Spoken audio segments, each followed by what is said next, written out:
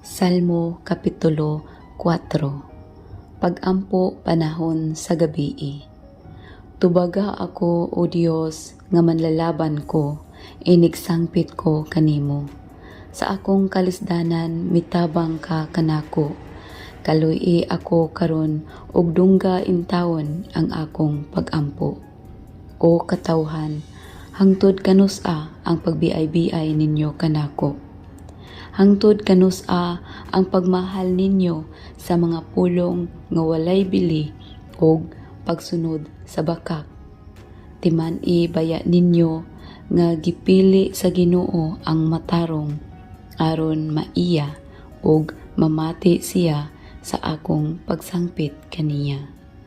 Pangurog kamo sa kahadlok ug ayaw na pagpakasala.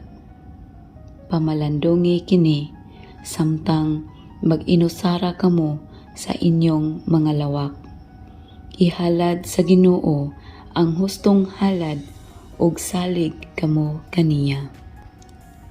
Daghan ang nag-ampo, madawat unta namo ang dugang nga mga panalangin. O Ginoo, kaluy intawon kami. Ang kalipay nga gihatag mo kanako labaw pa kaysa ilang kalipay tungod sa daghan nilang pagkaon og ilimnon. Muhigda og matulog ako nga malinawon, kay ikaw lamang o Ginoo ang magbantay kanako.